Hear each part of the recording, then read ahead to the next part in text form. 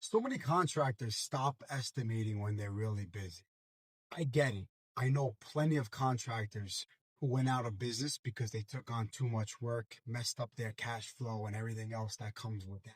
So I really understand why that is a problem if you estimate too much and you don't stop estimating when you're real busy. But I want to throw a thought provoking perspective at you. I feel, based on all the contractors that I've spoken to in the past 22 plus years of working in this business, that you should never, ever stop estimating. And I'm going to tell you why. You're spending years and years building relationships with your clients. What happens if you stop giving your clients that you've created a relationship with numbers? They're going to go elsewhere. If you're a concrete contractor and they don't have their top concrete subcontractor giving them pricing, they're going to find a new one. And guess what happens? You get pushed out. Yeah, you can come back into the picture, but now you're doing something, spending another couple of years earning that trust again. What I think you should do is stop bidding aggressively. Obviously, make your numbers more conservative, put more profit on it. Before you submit those numbers, call up that contractor that you've spent years building a relationship and let them know, hey, listen, I don't want to leave you hanging. I want to keep pricing to you, but I am really busy.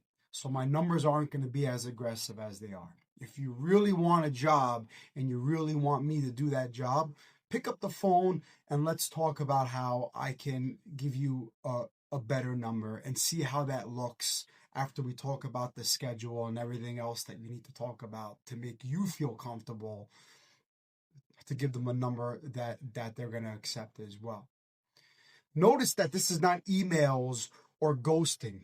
So many people in this business love to ghost each other. I have no idea why. That's not the person that I am, and I have a really hard time understanding why people can't just pick up a phone or send a polite email saying that they can't do something.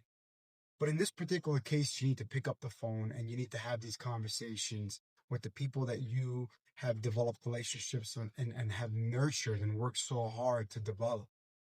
So I think you should continue to estimate. Now, if you land a job and it's a conservative job and you have extra profits worked into it, it's not that bad of a problem, ladies and gentlemen. I don't know why everybody gets so nervous about this. We all want profits, right? You have opportunity now to possibly bump up an assistant project manager into a project management role. It's a good leadership opportunity. It's a good training opportunity. Yeah, you still want to make your money and you don't want it to turn into a headache, but there's opportunities that come with that as well. When you have opportunity, you need to conquer it, right? Because there's a lot of this happening in construction, especially if you're in the commercial side and it's all private money. You're really feeling that wave of opportunities coming in. So when you're riding high, you need to conquer that opportunity. Don't take on too much and be very, very, very picky with the work that you get when you're really busy.